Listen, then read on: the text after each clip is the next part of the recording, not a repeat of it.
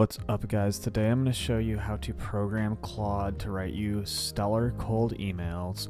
I'm going to show you the difference between OpenAI, custom GPTs, and the Claude projects.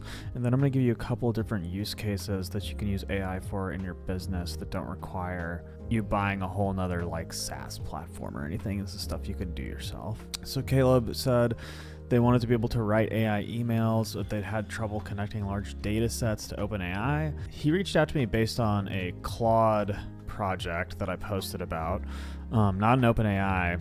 I do have ChatGPT projects, or well, they're called custom GPTs that I'm going to show you guys. If you go up here and go to projects, it'll bring you your projects. So this is my SIFT Sales and Marketing Assistant, and you can see the data that I trained it on, the MSP persona matrix. This used to be a Excel spreadsheet, and I got it to Claude to turn it into a doc, which is helpful.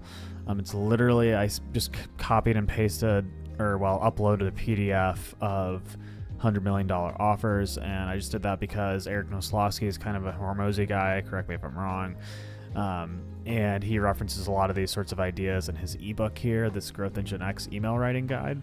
Then I have an example of a cold email campaign that's been successful in the past, some more information about SIFT, and yeah, I mean that's pretty much all the data I fed it. It's really not like a huge data set. The one thing I will say is one of the differences between Claude projects and a custom GPT is you can upload spreadsheets into OpenAI, which I don't think you can do in Claude, and that's only because it has the code interpreter. There's also a big difference in the amount of data that you can ingest into the Claude projects is like very limited. So like I have just a couple of simple docs and then $100 million offers, which is not like a big long book, and I'm at 56% of knowledge capacity. I think there's like a 10 megabyte limit on these documents here. You can upload slides, you can upload plain text, and so there's a little bit more versatility there. Personally, I like Anthropic more as like with their AI models, but there's a difference there. And we'll just take a look at one of the prompts I was working on. This is just for the video, right? Write me 3 variations of cold email to the head of help desk at a 50-person MSP. Use easy to find variables for personalization. These emails, I didn't edit these at all, and I'm not going to say that they're perfect or anything. This is literally just to give me some inspiration, something to work off of. It knows what kind of variables are easy to find, like in the email campaign that I uploaded in here, there's a bunch of different variables. The Noslowski doc talks about personalization, so it kind of knows what to do. And you can see here that, you know, companies growing, new hires, local competitors, these are all variables that it's going to use. So this isn't a voice to CRM tool, so not quite accurate there. And this quick question thing, I don't like that. Eventually what I think I'm going to do is start adding to a doc of like terms to use and not to use, things that are like spam word identification, where I've already uploaded and trained it to not use spam words, but that'll be a video for another day. So a couple of things, other use cases that you can use these custom AI models for that don't require you to buy a whole new SaaS tool, you know. This is my Lightyear sales copilot, but when I was interviewing at Lightyear, I actually built a telecom tutor. These are blog posts from the Lightyear website. I literally copied and pasted like 50 different blog posts. There were so many blogs.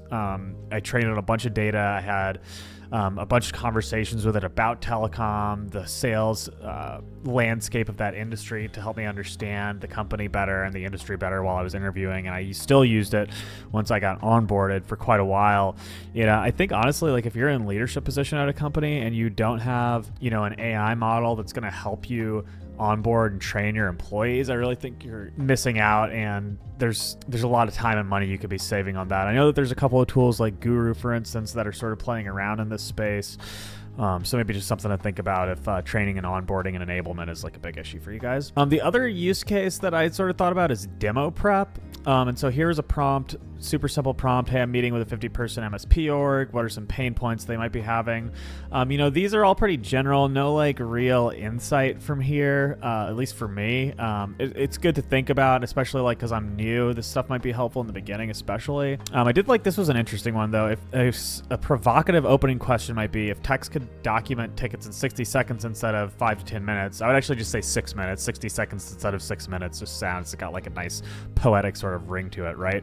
would that billable extra time be worth it to your bottom line? And for a company of this size, it definitely would be, because all that adds up. MSPs have a very thin margin, so increasing their gross margin is like something that's super important to them. So anyway, guys, I hope this video was helpful. If you have questions about using AI in your business in this fashion, like feel free to DM me. I seriously have no time to take on projects. Like I'm already working full-time with Sift, so I can't really like do any projects for anybody, but if you have questions, always happy to DM back and forth.